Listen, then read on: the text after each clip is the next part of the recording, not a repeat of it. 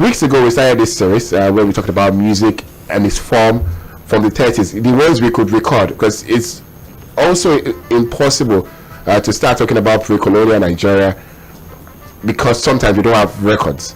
The only form of records that we have is mouth-to-mouth oral history. That's right. Especially from the sense of the point of view of the traditional institutions.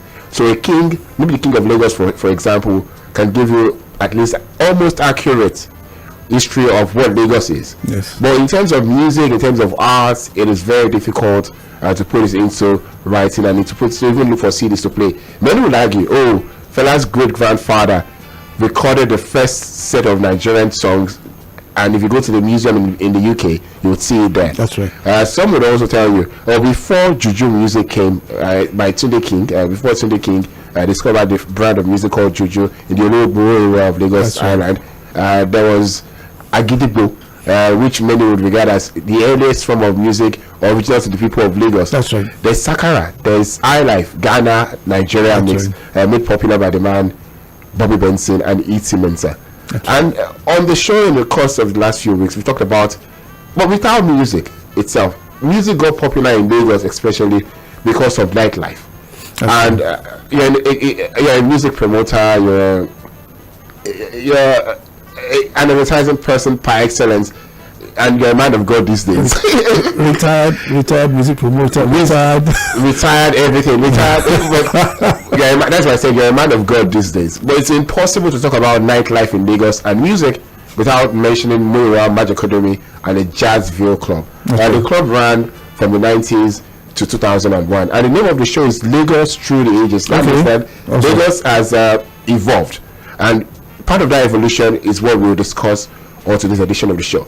Last week we talked about Carbon Bamboo, talked about Kakadu Wine Club, that's Alagomeji in Yaba. Empire Hotel. Yes, there's somewhere Mayflower in Iduro where Adeolu Akisoya used to play. Yes. Stadium Hotel owned by Victor Olaya. And there was Cool Cats, was it Black Pussycat? I think that was run by either Sonny Ade or I don't know, Benzo Bay too had his own club in Yaba. Yaba was actually like a center for, club happenings, nightlife and things like that. There was so much activity in Yaba, done before VI Ikoyi took over. But all the action took place in Yaba, and of course there was you mentioned Carbon Bamboo. In the 70s there was also a club called Paradiso. Before Paradiso, the Beachcomber. I know people forget about Beachcomber. That was a nightclub. And there was Lord's nightclub too. So there was so much activity going on this side of town, and I was part of it. I was a night crawler, so to speak. But not as bad as some. We'll talk about your experiences. But before we get there, maybe for the average listener who doesn't know who you are, who is Muriel Majakadumi? An average listener who's tuned into this frequency at this time would want to know who you are. One of the things I hate doing is talking about myself. But I will try. I will try. Muriel Majakadumi is a retired music promoter. I ran a popular jazz club from January 1990 to 2001. And I got tired of the lifestyle. I have a background in advertising and marketing. I was part of Roosevelt in those days. I worked at Roosevelt. I also worked with Nigeria Distilleries as a pioneer marketing services manager. I was handling advertising and things like that. And also successfully navigated quite a number of products then. Some I've named, some I actually baptized. I won't mention names for commercial, but I named quite a number of them. I also conceptualized the packaging along with several artists in Roosevelt. But it was fun then. It was, for me, I didn't see work as work. It was, for me, work was an extension of myself. It was, I actually had a great time at work. For me, work was fun. And I think I threw myself into it. I think I gave much more than I actually received. But I'm not complaining. It made me who I am today. And then I set up Jazzville. Jazzville set me up in 1990. I set it up because I began to hate nightclubs. You go to a nightclub and they tell you you can't come in unless you're well dressed. And we were wearing the suit from Monday to Friday and tie. So the place you wear, say you can't come in, you can wear well dressed. So I said to myself, I think it was 1988 or 86 or thereabouts. So I said to myself, one day I'm going to set up a club in which well dressed persons are not allowed. It was a joke. And come January 12th, a week after my birthday, the funny thing about that incident was I was actually meant to set Jazzwood up in November 1990. November, that was the game plan. That was your plan? That was my plan. But January 6th, I should have, my birthday is January 6th, I should have a barbecue, and I bring friends over. And we had a great time. And then when they were leaving, they said, Majek, we're coming back next week, we'll bring our drinks and blah, blah, blah, blah. And then one of them said, Majek, shouldn't you say you want to start Jazzwood? Why don't you start next week? It was a dare. I can't remember who it was. But they dared me. Somebody took up the cross, we all took up the cross, and come January 12th, Jazzwood started in my backyard. And it grew from one thing to another. It became what it was. And 2001 November, I just got tired of the nightlife and I gave it up. That's me. When I get tired of things, I move on. It's Mainland 98.3 FM. We are the sound of Lagos. Lagos Through the Ages is on the radio at this time. J Dan is my name. There's Muwa Majakodomi in the studio. We're talking the evolution of arts in Lagos, music and nightlife precisely. Don't forget that we're streaming on our online platform. You can check us out on Facebook and on YouTube. On Facebook, it's Mainland 98.3 FM.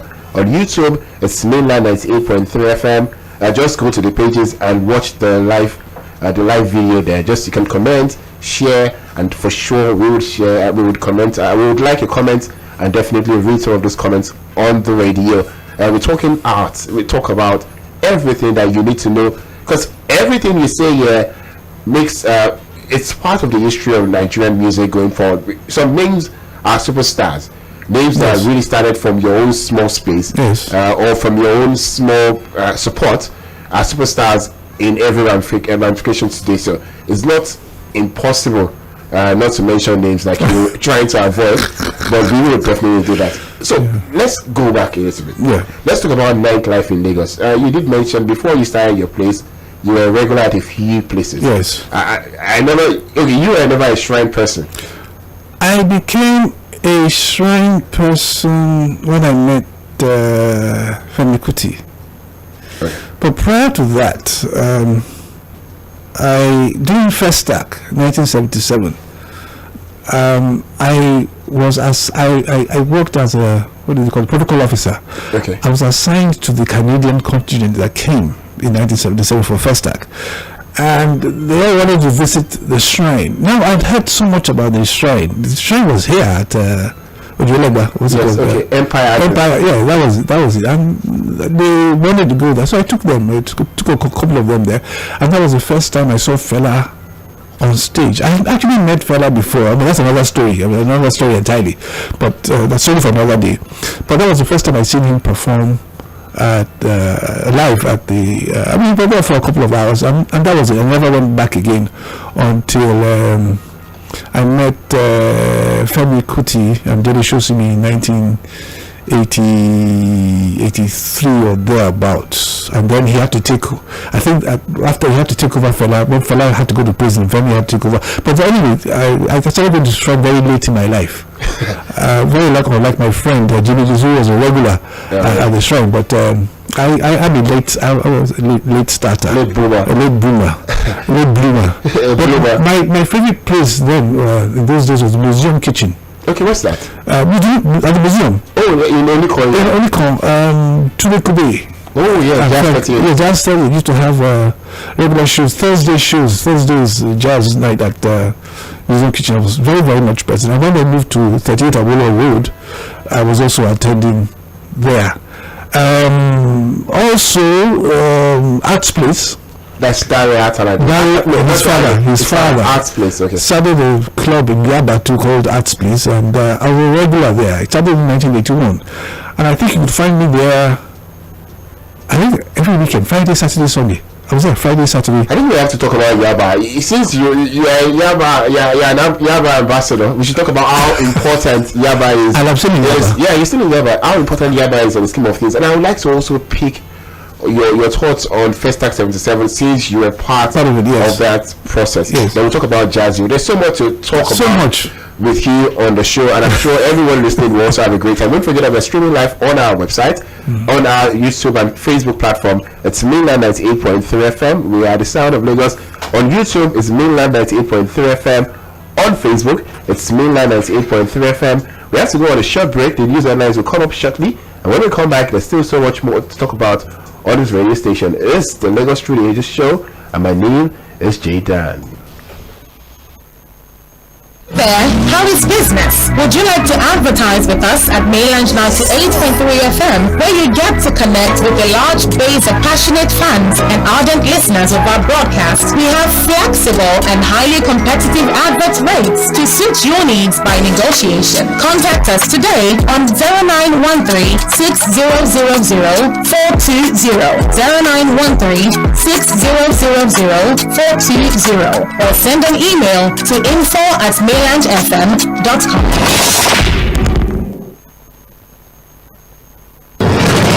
Headline News on 98.3 Mainland FM.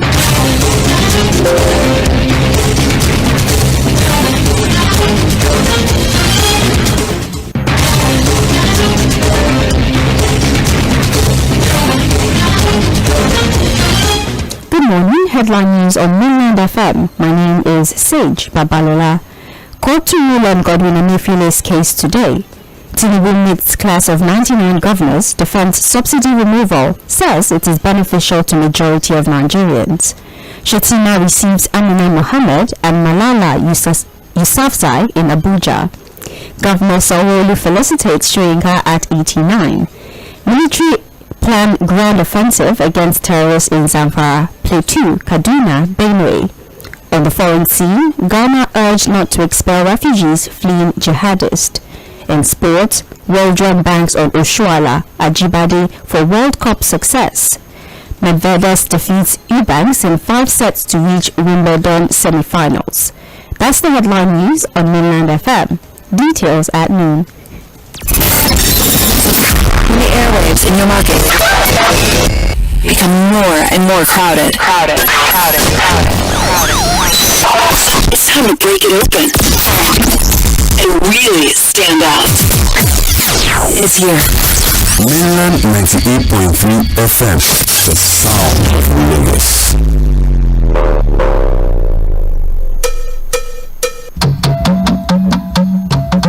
Lagos, the center of excellence, bounded by the state of Ogun to the north and east, by the Bight of Benin to the south.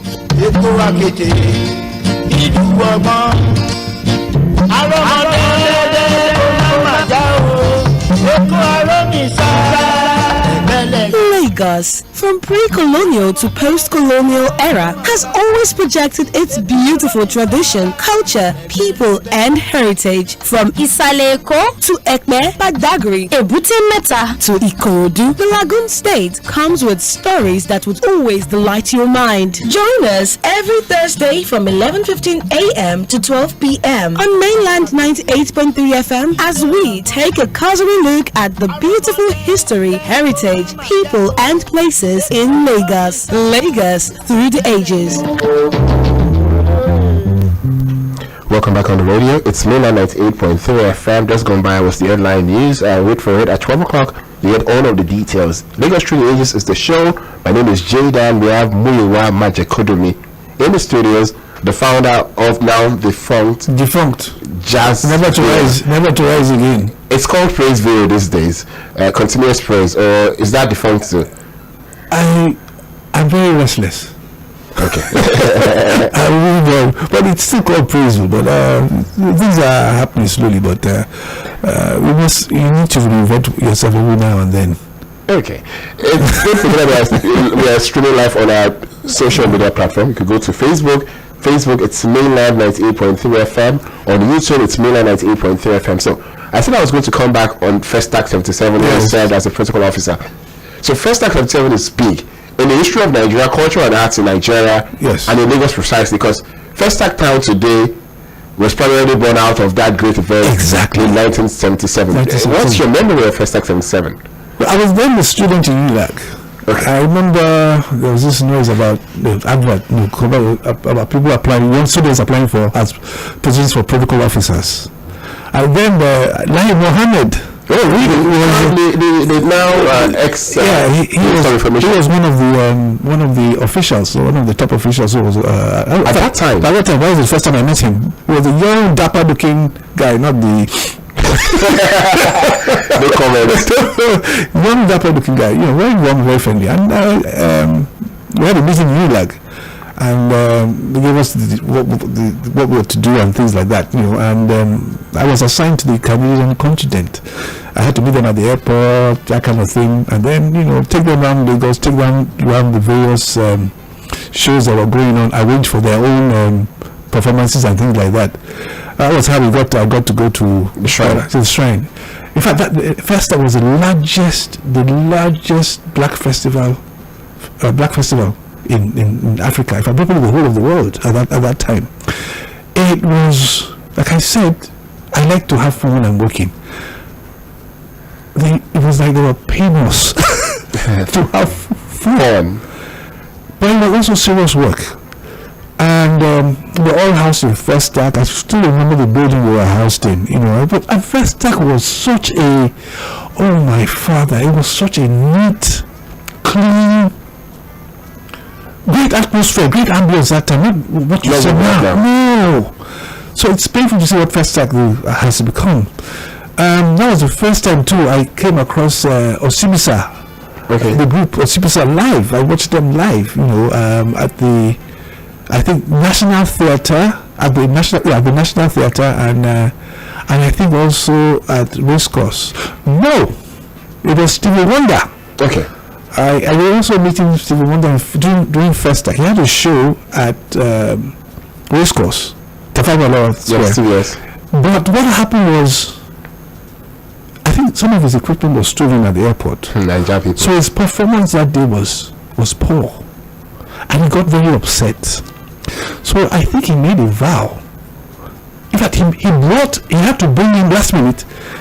He brought in his full band from the US, because that time in '77 he was going to be awarded the Grammys. Yeah, Grammy. So he was awarded the Grammys live in Lagos at that time. He brought his full band, and he wowed the audience. I mean, it was like just to make up for the mess at TBS. It was such an awesome show. So I met people like Stevie Wonder. I met Osibisa. Who else came? I'm not sure. I think he came. I can't remember if he came. But it was such an awesome experience for me, and it's never been erased from my mind. I don't see that kind of thing happening again anywhere in the world. It was the largest. It put Nigeria on the map. Lagos especially.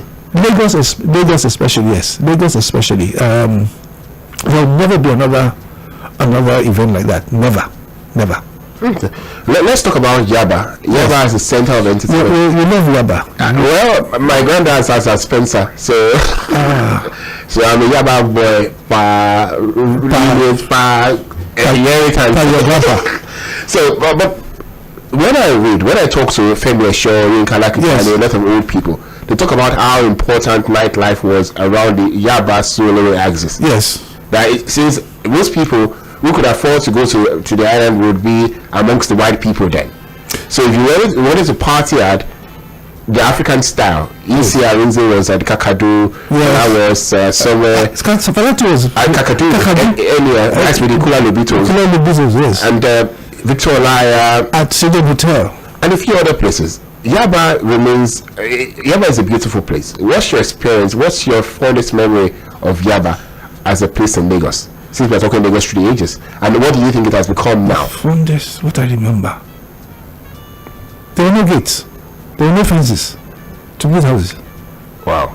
There were no fences, there were no gates. You could see there were hedges and things, there were no fences. Not like people being gated in right now. There was peace, there was tranquility, there was unity, there was a sense of belonging. there was a sense of responsibility that time. Everybody knew everybody in Yaba.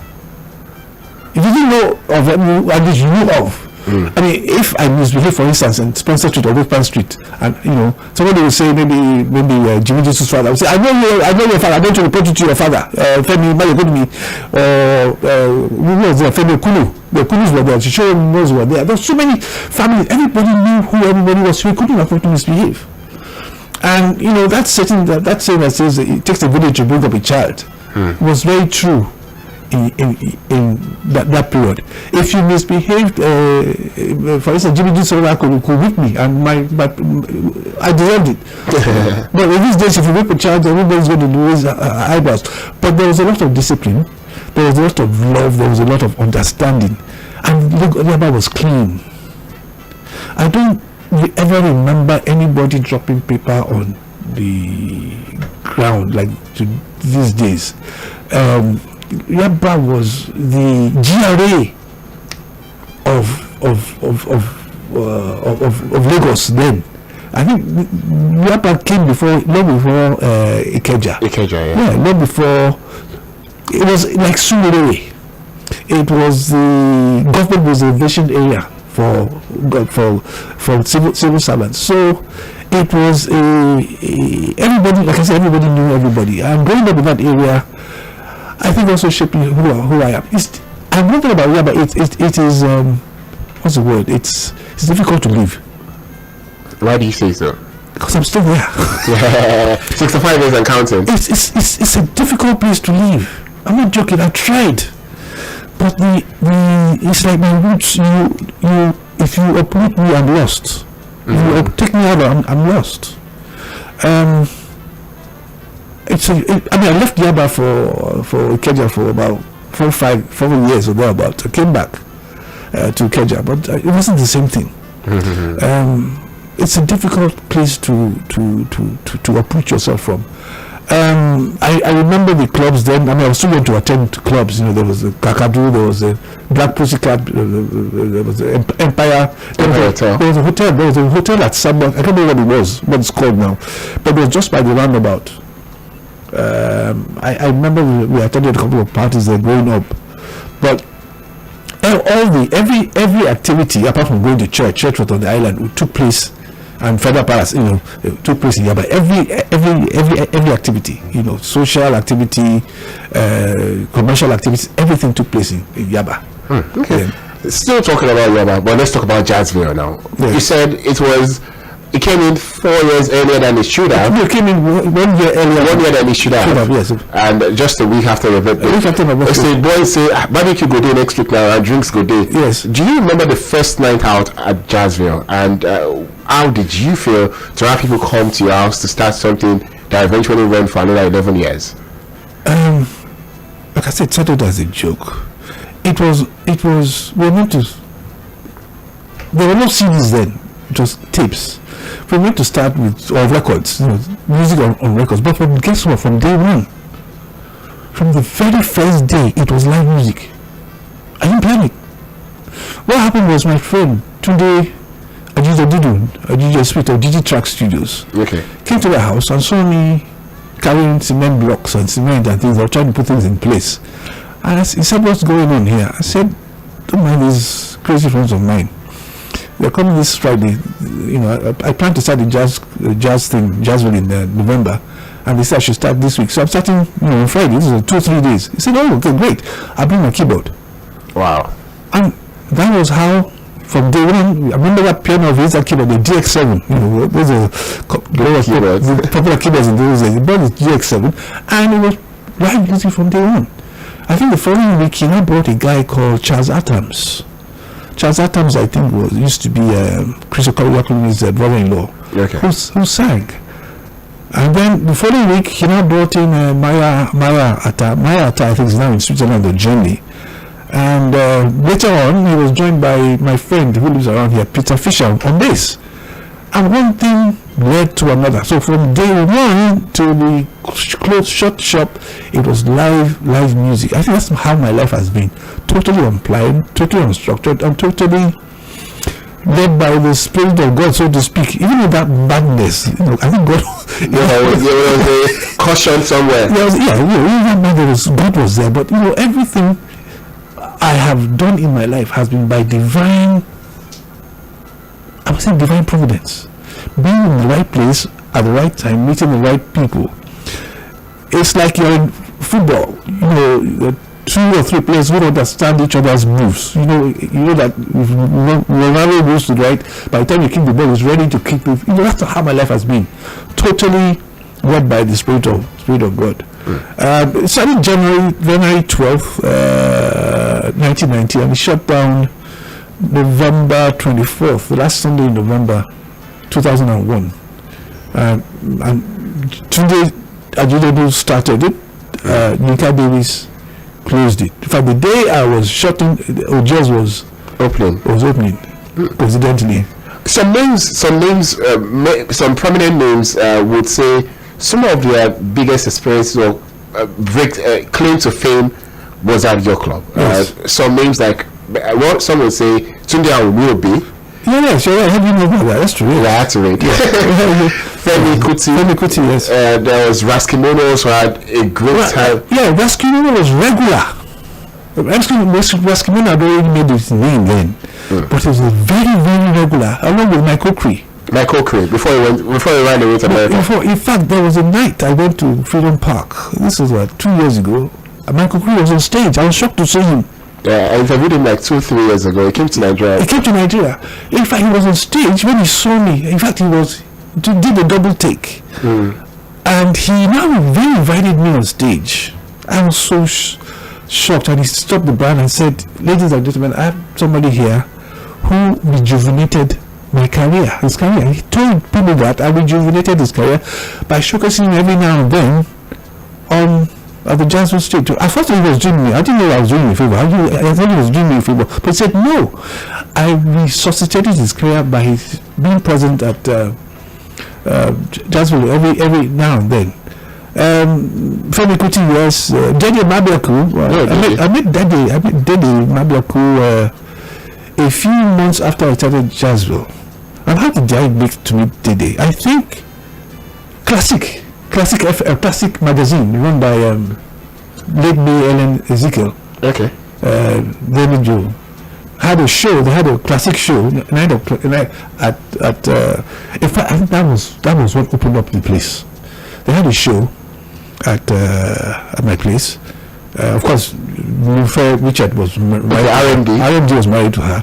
I think RMD brought in Dede that night, and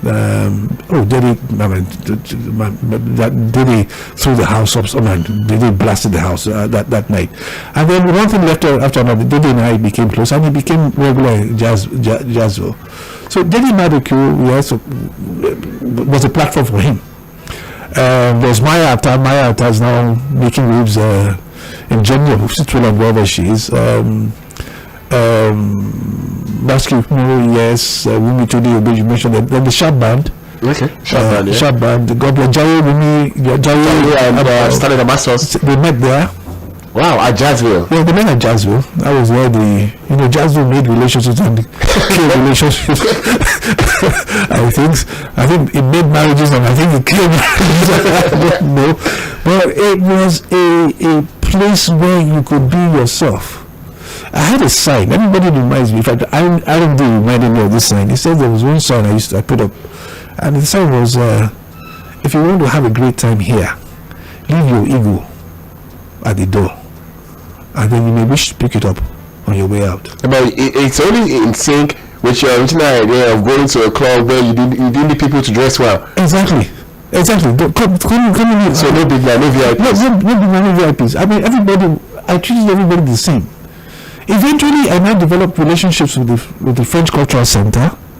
I developed relationships with the United States Information Service, USIS. Not USIS. It was then now called Public Affairs Department. They were bringing in jazz musicians from every now and then. I think once a year, twice a year, once a year. They brought what they call the jazz ambassadors to my place. I also developed relationships with the British High Commission. I did shows at the British Council. I also supplied them bands for the various programs and things like that. So it grew. It had a life of its own. Nothing I did then was planned. Even the Friday nights, nothing I did. It was all spontaneous. We'd have eventually we had a bands that in-house band. Well, yes, we had an in-house band. We had in-house bands. I think particular Fridays we had the sharp band. Another Friday we had the Excite band. Another Friday we had Wumi and Tony Obey. Another Friday we had my late friend Demola Olukotun. Okay. With Moin Akufo, who is a lawyer. We had several bands coming in every now and then. Sometimes we had guest bands coming in. Sometimes we had. In fact, there was a picture I saw of this Fuji guy. Pasuma. Not Pasuma. K1. I forgot he had come to Jazz. I forgot he came to Jazzville. Wow. So we had lots of people just coming in to express them. So Jazzville was very important in what we call Lagos musical culture today, in terms of nightlife. That's what Tony Akirisho used to say. He said Jazzville was the cultural center, was the top cultural center for Lagos in the 90s. Lagos in the 90s. Yes, he said it. How do you feel? I'm sure you must be a very rich man. How do you feel on the all of this? Rich? I'm not rich at all. Far from it. I didn't take advantage of the commercial opportunities because it wasn't my duty then. Even up to now is still what service can I offer you? For instance, if I see your talent, my duty is to try and push you.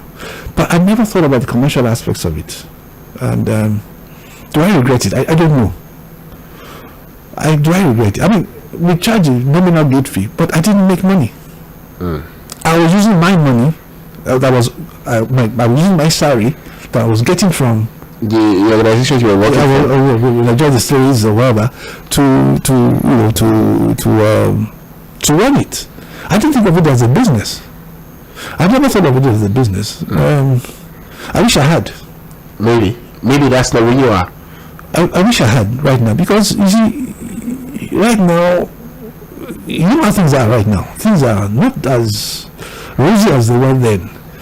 And I lived one day at a time. I never really thought about, hey, this is the future, per se. But I lived one day at a time. As long as I got through that day, I was good. And it wasn't the best way to live, with hindsight. But would I do the same thing today? I'm not sure. I'm not sure. If I had to do this, I would do it differently. I would do it with a passion, but with common sense. Then it wasn't common. It was just, what can I do to help the next person? For instance, how many people paid? There was a gate fee, but how many people paid? Most of them are your friends. Most of them are my friends. Even then, things were hard for some people. Some didn't have money to pay. Some didn't have money for drinks, and I would buy them the drinks. I buy them the food, just to keep them happy. Wow. It's still Mainland 98.3 FM, Lagos Through the Ages. We're streaming live on our social media platform, Facebook, YouTube, Mainland 98.3 FM. We have in the studio Mr. Mura Majekodomi, Majek, as many of his friends will call him. And we're talking Lagos, the evolution of Lagos arts and music, precisely, and nightlife, which he played a key part of between the 90s to the 2000s, early the millennium. That's right. Downstairs, while we're having a conversation, you also talked about uncovering a certain artist, Asha. Yes, uncovered. I hear uncovered. Uncovered, that's the word you use. Yes, uncovered. I mean, I hate the word discover. Discover is like you're taking glory for what is not yours. You know, she's there. She was there. We just, those who knew the clue, she was there. But I gave her the opportunities to develop her talent, to express herself, and at the same time, I got people to help harness her talent. I mean, Bola was a young guy who helped harness her guitar playing. Bola Odukoya. I had completely forgotten about that. It was Bola who mentioned it on radio. You see, I have a problem. I have a very, very, very short memory. And let me tell you a true story. Just to backtrack a little bit. I'll tell you a true story. I told you Femi Kuti played at my wedding. Yes. At my wedding, my friend, late Femi Shehu, okay, who is Yemi's excellent.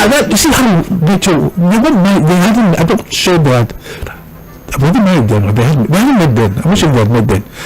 Femi Shehu read out a poem. Awesome poem. Fantastic poem. Everybody gave me a standing ovation. And then he said, everybody shut up. I said, why are you telling people to shut up? He said, Jack, you know that you wrote that poem in 19 that he stole it from me. I don't remember. I have a very short memory about certain events that happened. So I can't remember who did what. So Asha Asha lived with me for about a year. Really? Yeah, she lived in my house. Wow, that's... I'm saying this probably for the first time. I don't say this. I don't know if I'm saying it now. But you said that exclusively on this show. I've never said it before. But she lived there for about a year. Because then she was attending Peter King's School in Badagry. And then she was also doing some stuff at the National Theatre. So she needed to be close by. She lived with me for about a year. And how I met Asha is another long story. But anyway, I remember getting her into the French Cultural Center to showcase her talents, and then one to let another. And the rest is history. The rest is history, and she's from the coup. Yeah. But no hard feelings, but it's like I said, it's a thankless job. One does sometimes. It's very rare for people to remember their roots. I never forget where I'm coming from. I must give kudos to. I must say this publicly too, because of even though people say Jazzville made artists, I think the same vein artists made Jazzville. I can give you an example. Femi Kuti, great friend, generous friend. I don't ever remember paying Femi a dime. I don't remember, but it was fairly consistent in my place. And then each time I had a show, maybe a show at the Ikoyi Club, I invite him as a special guest, as a surprise guest. I wouldn't tell them I'm bringing him, and he would perform. I don't know what I ever paid him. And how did we rub off each other? I think I looked for shows for him. I remember on 2 or 3 occasions I've driven him to Benin Republic. Wow. Yeah, for a show. We had a jazz. His earliest tunes were jazzy tunes. Eh? His earliest tunes were quite jazzy. Yes, he had a small jazz quartet consisting of him, Dele Shosimi, I think Jasper on bass, and then Eric Mann on drums. So they had a couple of gigs in Benin Republic where I drove them to. I also remember adding a young man, Neil Adams. I don't know where Neil Adams is now, to his quartet. So that way, I got him a couple of gigs at birthday parties and things like that. That was the only way I could pay him off, really. So because I didn't pay him a dime. I remember one night 3 or 4 years ago, I went to the shrine with a couple of guys who were doing a documentary for me, for the foundation I was working on, and I wanted to go to the shrine. I haven't seen him in years. And he welcomed me so warmly, introduced me to the crowd. He said, "This is man that used me." He said, I used him, jokingly of course, but it was a fun to work with Femi. It was fun to work with women, Tony Obey, Jairo Aboderi. It was fun to work with them, those guys. I think I owe them a thank you. Okay, and I owe you a thank you. So before we go, what's your fondest memory of Lagos? You're still very much living, but you have lived for 65 years, and 90% of those years were in this city. We have to go now in 30 seconds. What do you think of Lagos of then and Lagos of now? Like I said, it was a place to be. There was a common influence in Yaba. Is it Lagos or Yaba? Anyone. Yaba, your place of residence, and Lagos, your state of origin. I don't remember any cases of robbery taking place in Yaba. It was peaceful. It was fun. It was everybody. Like I said, everybody knew everybody, and it's difficult to go back to those to those days. You could walk safely at night in Yaba. You could walk safely. You could leave your keys in your car. You could leave your keys at. You couldn't lock your car. You didn't lock your car. We all had no fences or hedges. I remember my house had a hedge around about it, not the fence, not the high fence that it has now. Mm-hmm. So it was. I wish you really could go back to those days. Soundtrack, Cedric. Thank you very much, Mr. Amatekodumi, aka Majek. Thank you so much. Founder of the now defunct Jazzville, the biggest place in the 90s to 2001, before nature called. Before God called. Okay. Not nature. Thank you very much for being my guest. And hopefully we'll have a music conversation one day, a full music conversation, and I'll keep in touch. I hope so. Okay, I'll do it for sure. My name is Jada, and it's Mainland 98.3 FM. We are the sound of Lagos. Lagos Studio 80 is on the radio on Thursdays from 11:15 to 12 o'clock. We had fun on today's show, and at 12 o'clock, Destiny is. Keep your dial stuck down this frequency.